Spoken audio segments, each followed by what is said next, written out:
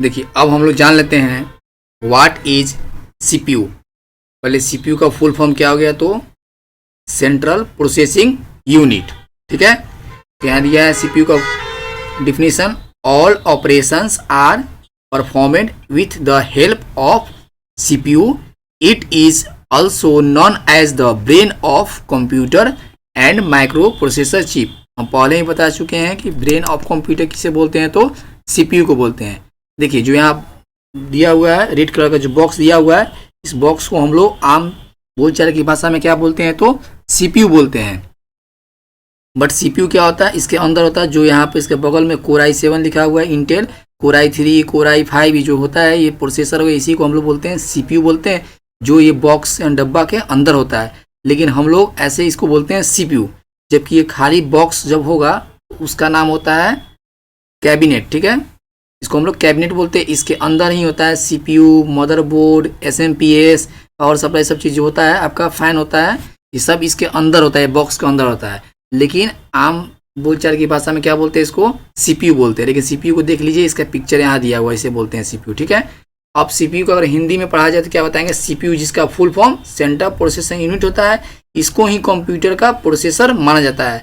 यहाँ कंप्यूटर का बहुत ही इंपॉर्टेंट पार्ट होता है, इसको एक तरह से कंप्यूटर का माइंड कह सकते हैं, यानी ब्रेन है। अगर सीपीयू खराब गया, बुझिए कंप्यूटर आपका किसी काम का नहीं है, क्योंकि यह सभी परमिशन को सही तरीके से प्रोसेस करता है और फिर आउटपुट रूप में रिजल्ट को मॉनिटर पर ऑपरेट करता है। ठीक है, यानी क्या होता है, सीपीयू जो भी हम लोग डेटा बनाते हैं, सारा डेटा को सेव करके किस में रहता है, तो आपका सीपीयू सारा मॉनिटरिंग करता है। डेटा को सेव करना का काम हुआ, डेटा को इनपुट करना का काम हुआ, डेटा को आउटपुट करने का काम हुआ, सारा काम कौन करता है, सीपीयू। यानी सीपीयू जो होता है इनपुट और आउटपुट दोनों डिवाइस होता है। ठीक है, इनपुट डिवाइस भी बोल सकते हैं सीपीयू को और आउटपुट डिवाइस भी बोल सकते हैं सीपीयू को। ठीक है, मेन जानिए सीपीयू के बिना कोई भी काम आपका नहीं होने वाला है। ठीक है, अब देखिए ये वीडियो थोड़ा लंबा होने का कारण ये है कि हमें हर पार्ट के बारे में जानकारी नहीं देना है, साथ ही साथ उससे रिलेटेड कुछ जनरल नॉलेज की टाइप में आपका कुछ उसके बारे में बताना है कि सीपीयू के बारे में हुआ, कीबोर्ड के बारे में थोड़ा फुली डिटेल्स में। भले वीडियो आपका थोड़ा लंबा हो, लेकिन आप कोई भी ज्ञान अधूरा ना पाएँ, इसलिए इस वीडियो को लंबा होने से आप मत सोचिए, आप ये सोचिए कि हमें पूरा का पूरा ज्ञान मिलना चाहिए। बस उसके लिए हम लोग ध्यान से इस वीडियो को देखेंगे और वीडियो को सुनेंगे। ठीक है, अब हम यहाँ देखते हैं सीपीयू के भाग कितने होते हैं। तो सीपीयू के भाग 3 रूपों में होते हैं, जिनको ALU, memory unit, control unit बोलते हैं। ठीक है, यानी 3 भाग होते हैं, एएलयू, मेमोरी यूनिट और कंट्रोल यूनिट। अब हम आगे देखते हैं। देखिए यहाँ लिखा है एएलयू। एएलयू का फुल फॉर्म क्या है, अर्थमेटिक लॉजिकल यूनिट, यानी इसको कंप्यूटर का बहुत ही इंपॉर्टेंट पार्ट्स माना जाता है। यहाँ कंप्यूटर में गणितीय एवं लॉजिकल जैसे कि जोड़, घटाना, गुना, भाग तथा तुलना करना, मिलाना इत्यादि कार्य की संपूर्ण जिम्मेदारी एएलयू की होती है। यहाँ सीपीयू को पावरफुल बनाने के लिए डिजाइन होता है, परंतु गर्मी पैदा करने के कारण भी एएलयू होता है। यानी देखिए और एग्जांपल लिया जाए इसका, तो क्या हो जाएगा, जैसे 2+2 लिखते हैं, 2+2 क्या करते हैं हम लोग, मतलब एंटर करते हैं डेटा को, तो क्या करता है ये डेटा को प्रोसेसिंग करके रिजल्ट कितना देता है हमको, तो 4 देता है। तो किसके द्वारा देता है, एएलयू के द्वारा देता है। यानी क्या करता है, एएलयू क्या करता है, अर्थमेटिकल लॉजिक यूनिट को प्रदर्शित करता है, यानी लॉजिकल मीनिंगफुल में आपका रिजल्ट शो करता है। ठीक है, अब दूसरा हो गया मेमोरी यूनिट। मेमोरी यूनिट जिसको कंप्यूटर का ही एक स्टोरेज यूनिट कहा जाता है। मेमोरी जिसमें डेटा इकट्ठा होता है, डाटा इकट्ठा होता है। सीपीयू प्रत्येक बार अलग अलग मेमोरी का इस्तेमाल करता है, जैसे कि अनप्रोसेस्ड डाटा को प्राथमिक मेमोरी यानी प्राइमरी मेमोरी की रैम में रखा जाता है, वही प्रोसेस को डेटा को द्वितीय मेमोरी यानी कि रोम में रखा जाता है। अनप्रोसेस डेटा भी प्रोसेस नहीं हुआ तो किस में रखा जाएगा, रैम में। ठीक है, और जब डेटा को प्रोसेस कर दिया तो किस में रखा जाएगा, रोम में। ठीक है, मेमोरी यूनिट यहाँ 2 चीज़ों से डेवलप होती है, पहली रजिस्टर्ड और दूसरी मेमोरी लोकेशन। एग्जाम्पल देखिए आप लोग, अगर हम लोग कंप्यूटर पर कोई भी वर्क कर रहे हैं तो कहाँ पर डेटा भी सेव रहेगा, रैम में। जब उस डेटा को हम लोग सेव कर देंगे तो डेटा कहाँ चला जाएगा आप लोग का, रोम में यानी द्वितीयक मेमोरी में। अब नीचे आते हैं, देखते हैं कंट्रोल यूनिट। यानी कंट्रोल यूनिट का कार्य विशेष रूप से कंप्यूटर के सभी वर्क को नियंत्रित करता है। इसी वजह से इसको कंट्रोल यूनिट नाम दिया गया। कंट्रोल का मतलब क्या होता है? नियंत्रण करना। इसको सिंपल भाषा में सीपीयू का मैनेजर कह सकते हैं, क्योंकि यहाँ यूजर्स के माध्यम से दिए गए डेटा एवं निर्देश को पूर्णतः नियंत्रित करने में जुटा रहता है। इसका वर्क केवल निर्देश को पढ़ना, एक्सप्लेन करना, कंट्रोल करना, यही कार्य कंट्रोल यूनिट सीपीयू के साथ निर्देशक बन के कार्य करता है। यहाँ हमने जाना एएलयू, मेमोरी यूनिट और कंट्रोल यूनिट, सीपीयू का 3 भाग के बारे में। अब देखिए यहाँ क्या लिखा है, सीपीयू के प्रकार निम्नलिखित दर्शाए गए हैं, जिसमें क्या है, तो पहला है सिंगल कोर। सिंगल कोर जिसमें सिर्फ एक वक्त में केवल एक प्रकार के कार्य करने की ताकत होती है।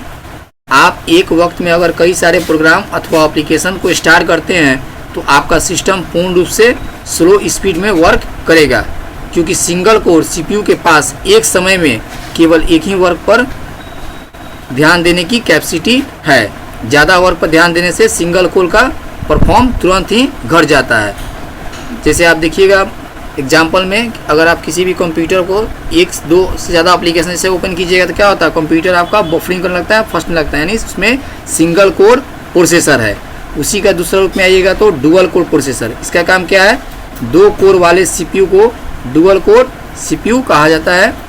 सिंगल कोर सीपीयू की तुलना में डबल कोर सीपीयू बड़ा ही बेहतरीन परफॉर्म करता है, क्योंकि इसमें विशेष डबल कोर होते हैं। डबल कोर सीपीयू कई समय तक प्रोग्राम अथवा एप्लीकेशन को चलाने की ताकत रखता है, यानी सिंगल कोर के मुकाबले डुअल कोर क्या है, दुगुना है। ठीक है। अब जो यहाँ पर तीसरा दिया हुआ क्या है, हेक्सा कोर। इसमें 6 कोर होते हैं, जिस वजह से इसको हेक्सा कोर सीपीयू कहते हैं। इसी कारण यहाँ बहुत ही तेज परफॉर्म को दर्शाता है और इसके कार्य करने की स्पीड भी बहुत फास्ट होती है। इंटेल i5 जो होता है तथा इंटेल i7 टाइप के प्रोसेसर इस हेक्सा कोर सीपीयू के कैटेगरी में ही शामिल होते हैं। जैसे आप लोगों को अभी एग्जांपल बताया, Intel core i3, core i5, core i7 जो होता है, तो कोर i3 तक आपको डुअल कोर मिलेगा, कोर i5 से क्या हो जाएगा, हेक्सा कोर मिलेगा, जिसमें 6 कोर होते हैं। यानी ये स्पीड क्या होगा, सिंगल कोर डबल कोर के मामले बहुत ज़्यादा इसका स्पीड होता है। किसका, तो हेक्सा कोर का। ठीक है। उसके बाद आइएगा ऑक्टा कोर। ऑक्टा कोर में क्या होता है, जिस सीपीयू में 8 कोर पाए जाते हैं उसी को ऑक्टा कोर सीपीयू कहते हैं। इस तरह के सीपीयू में कोई भी यूजर गेमिंग का बड़ा आनंद ले सकता है, क्योंकि इसमें 8 कोर मौजूद होते हैं और इसकी परफॉर्म बहुत ही शानदार होती है। देखिएगा आप लोग, जब हम लोग कंप्यूटर को यूज करते हैं तो जो एप्लीकेशन होता है, नॉर्मल एप्लीकेशन सारे कंप्यूटर में चलता है, लेकिन गेमिंग जो एप्लीकेशन होता है क्या होता है, कंप्यूटर में हम लोग जब भी रन कराते हैं तो क्या होता है, कंप्यूटर मेरा फंस जाता है, बफरिंग होता है, या तो कंप्यूटर रीस्टार्ट मांगता है। क्यों? क्योंकि वो आपका उतना लोड नहीं ले पा रहा है। उसके लिए क्या चाहिए, तो आपको ऑक्टा कोर प्रोसेसर चाहिए। हेक्सा कोर से ऊपर जब जाइएगा तो आपका कंप्यूटर में गेमिंग को बहुत आराम से आप लोग इंजॉय कर सकते हैं। उससे पहले में कीजिए तो क्या होता है, गेम इंजॉय करना भी होगा तो छोटा एप्लीकेशन को आप लोग यूज कर सकते हैं, लेकिन परफॉर्मेंस के रूप में देखा जाए तो स्पीड उसका उस प्रकार से नहीं रहेगी जिस प्रकार से आप चाहते हैं। ठीक है। अब हो गया डेका कोर। इसमें 10 कोर जो कि इंडिपेंडेंस रूप में अवेलेबल होते हैं। वैसे इसका इस्तेमाल 12th जनरेशन जैसे कंप्यूटर में होता है, अभी जनरेशन 13-14 तक आने वाला है, अभी इस्तेमाल होता है। अभी जो समय चल रहा है उससे समय में कुछ स्मार्टफोन में भी डेका कोर सीपीयू का यूज होता है। इसकी भी परफॉर्मेंस बहुत ही फास्ट होती है। जो अब सबसे लेटेस्ट में है जो डेका कोर है, जिसमें 10 कोर होते हैं। आपको इसमें ऑक्टा में कितना होते हैं, तो आपको 8 कोर होते हैं, और हेक्सा में होते हैं 6 कोर होते हैं, डुअल में 2 कोर होते हैं, और उसमें आपका 1 होता है। ठीक है।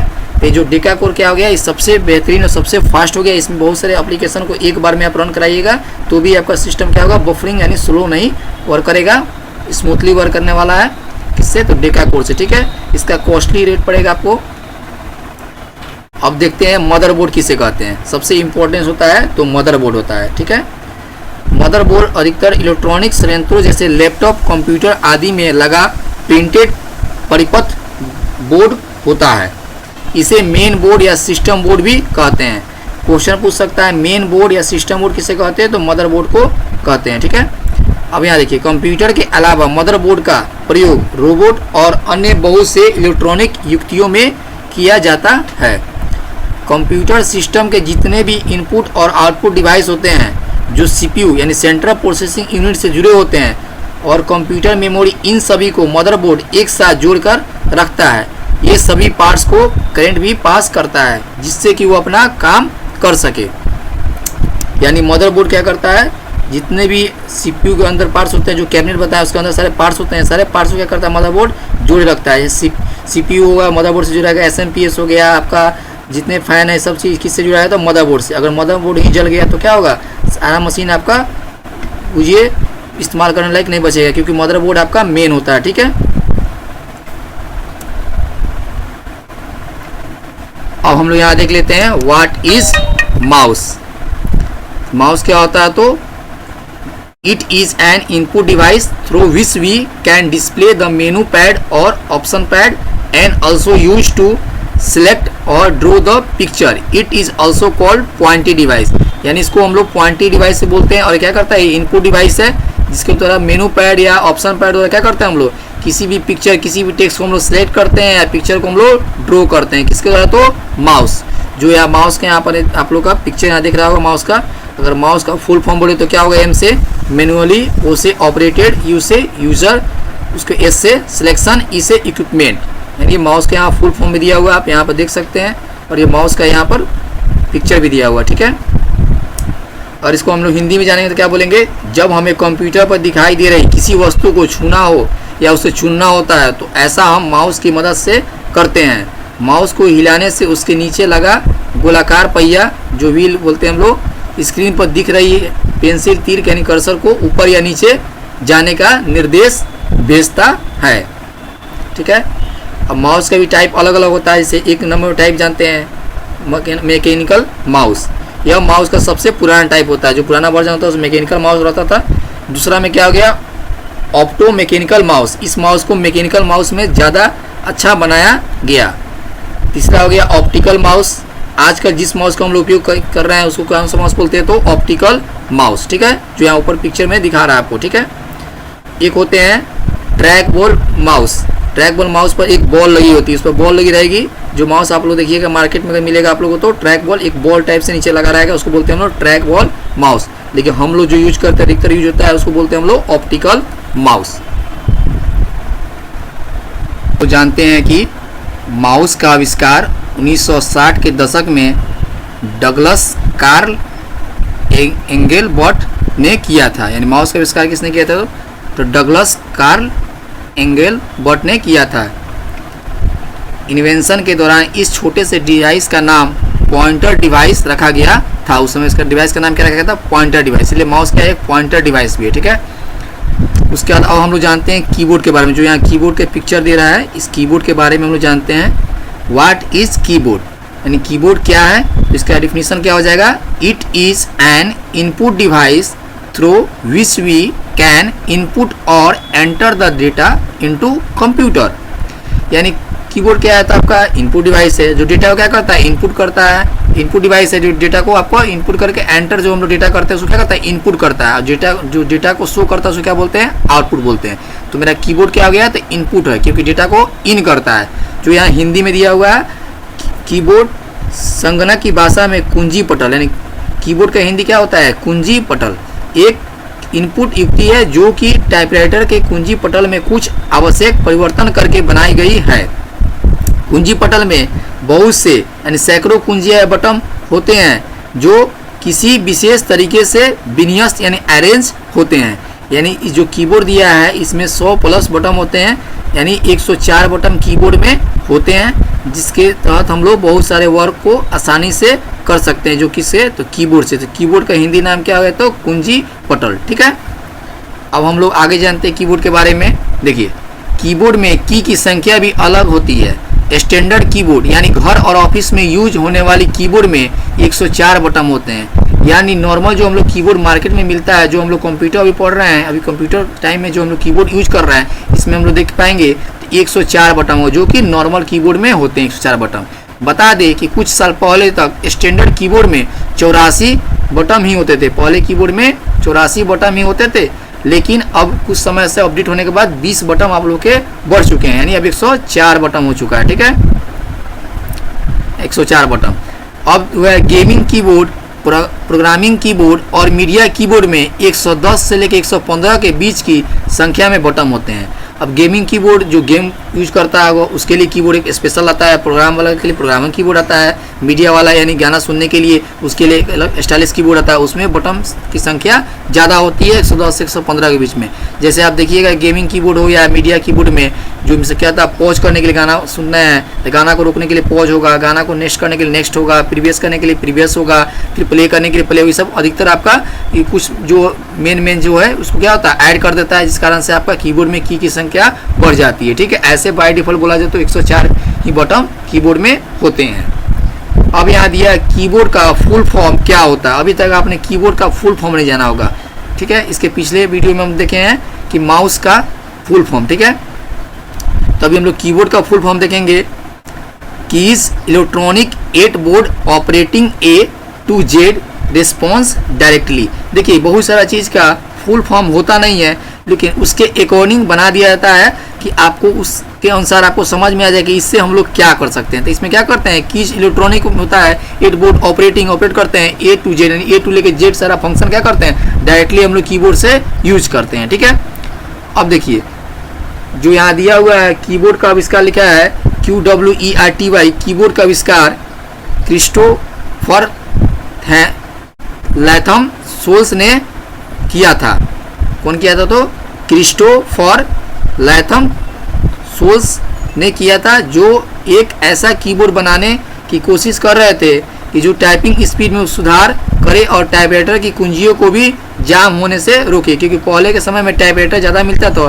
टाइपराइटर क्या होता है, थोड़ा सा कीबोर्ड से अलग होता है। टाइपराइटर में थोड़ा सा कीबोर्ड में जो हम लोग की को प्रेस करते हैं तो बहुत ज़्यादा आवाज़ भी करता था, और कभी कभी कीबोर्ड में की जो टाइपराइटर का फंस जाता था, जो कि सुधार करने के बाद अब जो हम लोग कीबोर्ड मार्केट में मिलता है, इस कीबोर्ड में क्या होता है, इसमें की नहीं फंसने के बराबर नहीं रहता है। इसमें कीबोर्ड में की नहीं फंसता और स्मूथली काम करता है। ठीक है, कीबोर्ड के लेआउट के अनुसार कीबोर्ड के 3 प्रकार होते हैं, जो यहाँ तीनों प्रकार का नाम दिया है। जैसे पहला प्रकार क्या है QWERTY, फिर दूसरा हो गया AZERTY और लास्ट वाला हो गया DVORAK। ठीक है, इस प्रकार का कीबोर्ड मिलता है।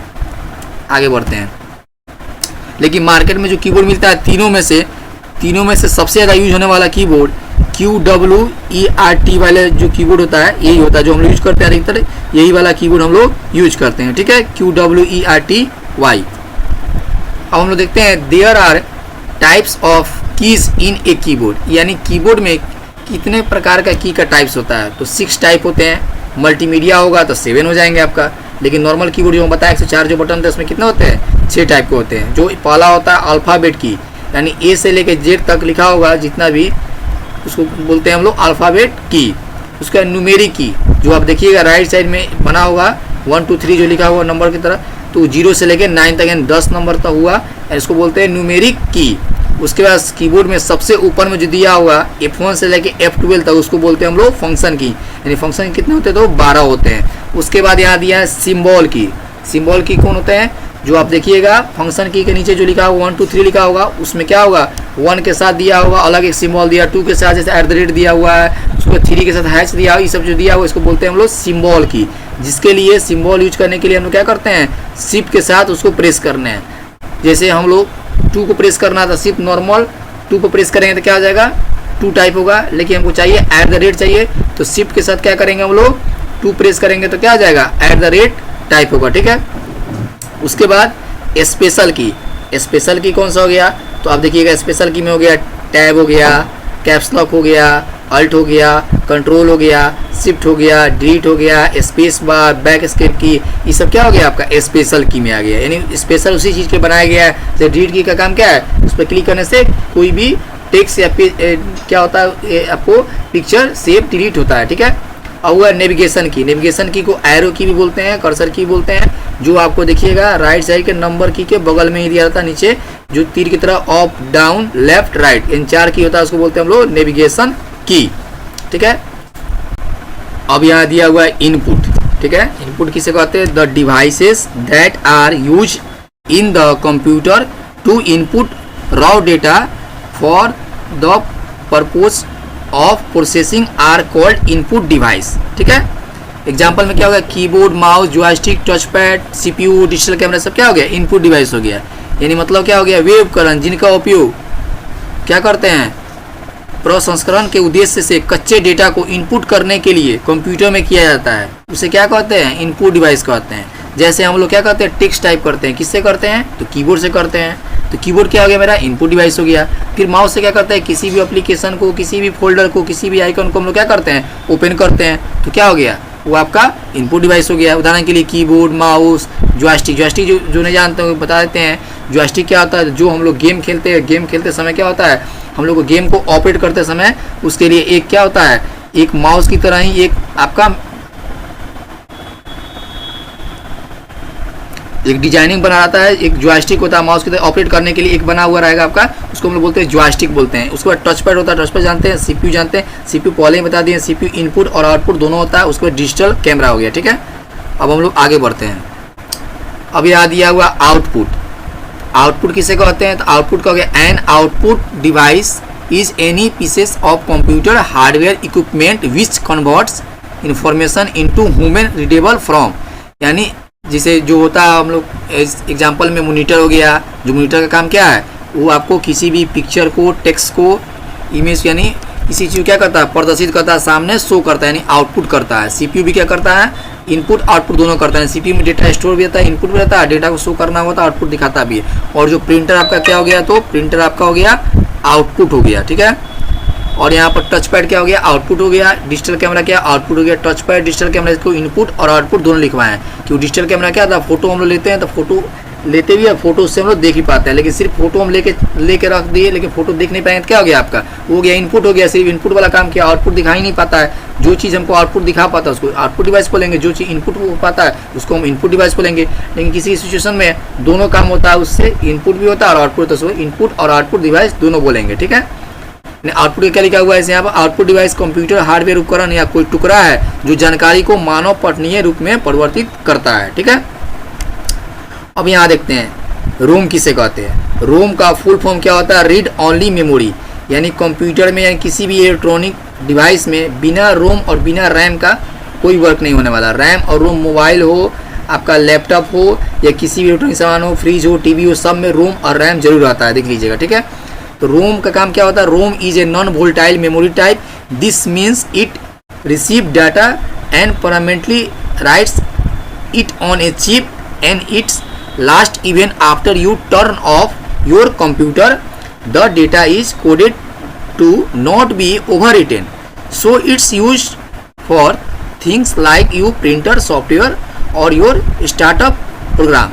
यानी क्या हो गया, जो रोम हो गया आपका क्या, रीड ओनली मेमोरी, यानी रोम एक गैर वापसील मेमोरी प्रकार है। इसका मतलब यह है कि यह डेटा प्राप्त करता है और इसे अस्थायी रूप से एक चिप पर लिखता है, ठीक है। और यह आपके कंप्यूटर को बंद करने के बाद भी चलता रहता है। डेटा को ओवरराइट न करने के लिए कोडित किया गया है, इसलिए इसका उपयोग आपके प्रिंटर सॉफ्टवेयर या आपके स्टार्टअप प्रोग्राम जैसी चीज़ों के लिए किया जाता है। जैसे एग्जाम्पल लीजिए, अगर हम किसी भी टेक्स्ट को टाइप करते हैं या कोई भी हम लोग डॉक्यूमेंट बनाते हैं, डॉक्यूमेंट बनाने के बाद सेव कर दिए, तो सेव कर दिए तो किसमें चला जाएगा, रोम में। जब तक सेव नहीं कर रहे तब तक किस पर रहेगा, रैम पर रहेगा। यानी शॉर्ट टर्म रहेगा। रैम पर रहने का मतलब क्या हुआ, लाइट गया आपका डेटा समाप्त हो गया। लेकिन रोम में जब डेटा रहेगा तो क्या हो गया, वो डेटा आपका लंबे समय तक रहेगा। लेकिन रोम क्या होता है, रोम जो होता है नॉन वोलेटाइल मेमोरी है, तो इसको हम लोग चेंज नहीं कर सकते हैं। जो भी इसमें डेटा को सेव करके रखा गया है, जैसे हम लोग कंप्यूटर जब ओपन करते हैं तो विंडो 10 ओपन होकर आता है, विंडो 10 का जो आइकन आता है उसको हम चाहेंगे तो दूसरा आइकन लेके आने के तो नहीं होगा। क्यों, क्योंकि उसमें सेट हो चुका है कि वही आपका शो करेगा, तो वही शो करेगा, यानी कोडिंग सेट हो चुका है। एग्जाम्पल क्या है, जैसे मोबाइल आपका ओप्पो का है, अगर आप स्विच ऑफ से स्विच ऑन करते हैं तो आपका जब भी लिखेगा तो ओप्पो ही लिखेगा, ना कि आपका नाम लिखेगा। क्यों, क्योंकि रोम में उसका सेट कर दिया गया है कि जो भी डेटा आपका जो लिखना है उसी चीज़ को शो करेगा, ठीक है। तो क्या ओवर रिटेन हम लोग उसको नहीं कर सकते हैं। रोम कितने प्रकार के होते हैं, तो रोम होते हैं 3 प्रकार के, पी रोम, ईपी रोम, डबल ई पी रोम, ठीक है। जो यहाँ बगल में देख रहे हैं, यहाँ पर चित्र दिया गया, यही आपका रोम का होता है, जो चित्र दिया हुआ बगल में। अब देखिए यहाँ लिखा हुआ है रैम। रैम का फुल फॉर्म क्या होता है, तो रैंडम एक्सेस मेमोरी। इसका डेफिनेशन देख लेते हैं। RAM is your systems short term data storage, यानी रैम क्या है, तो आपका जो सिस्टम का शॉर्ट टर्म डेटा को स्टोर करता है। यानी कहने का मतलब क्या हुआ, जो भी हम लोग वर्क करते हैं जब तक उस वर्क को सेव नहीं करते, यानी डॉक्यूमेंट बना रहे हैं, डॉक्यूमेंट पे कोई टेक्स्ट टाइप कर रहे हैं, वो किस पर काम कर रहा है, तो रैम पर काम कर रहा है। यानी शॉर्ट टर्म मेमोरी है, जैसे लाइट गई क्या होगा, डेटा मेरा क्रॉप हो जाएगा, खत्म हो जाएगा। जब हम सिस्टम को फिर से ओपन करेंगे तो क्या होगा, डेटा वो शो नहीं कर पाएगा। It store the information your computer is actively using so that it can be accessed quickly. उसके बाद the more programs your system is running the more memory you will need. देखिए बगल में जो ये चित्र दे रहा है आपको, यही आपका रैम है, ठीक है। तो कंप्यूटर में हम लोग का जो सीपीयू होता है, जो बॉक्स होता है जिसको बोलते हैं हम लोग कैबिनेट, उसके अंदर सीपीयू, मदरबोर्ड, एसएमपीएस, उसी में ऊपर में दिया रोम लगा रहता है और नीचे दिया इसको रैम लगा रहता है, ठीक है। इसी प्रकार से रैम रहता है, पहचान लीजिए लोग। अब इसका रैम का हिंदी लिख लेते हैं तो क्या हो जाएगा, रैम आपके सिस्टम का अल्पकालिक यानी छोटा सा डेटा भंडारण है। यह आपके कंप्यूटर द्वारा सक्रिय रूप से उपयोग की जा रही जानकारी को संग्रहित करता है ताकि उस तक शीघ्रता से पहुंचा जा सके। आपका सिस्टम जितने अधिक प्रोग्राम चला रहा होगा, आपको उतनी ही अधिक मेमोरी की आवश्यकता होगी। एग्जाम्पल लीजिए, जैसे हम लोग कंप्यूटर को ऑन करते हैं और कोई वर्क करते हैं, जब वर्क करते हैं तो रैम और रोम दोनों होता है कंप्यूटर में, ठीक है। तो जो वर्क कर रहे हैं, जब वर्क को सेव नहीं करते हैं तब तक किस पर काम करता है, रैम पर, ठीक है। जब उसको सेव करते हैं तो कहाँ चला जाता है, रैम में, रैम से बदले रोम में चला जाता है, ठीक है। तो अभी हम लोग मोबाइल का भी यूज करते हैं, तो मोबाइल में जब यूज कर रहे हैं हम लोग कोई भी गेम खेल रहे हैं तो रैम और रोम दोनों रहता है, इसलिए मोबाइल जो भी स्लो चलता है, क्यों चलता है, क्योंकि रैम उसका कमजोर होता है। किसी भी सिस्टम में रैम भी पावर भी मजबूत रहना चाहिए और रोम का, तब जाकर सिस्टम क्या होगा, स्मूथली वर्क करेगा। धन्यवाद दोस्तों।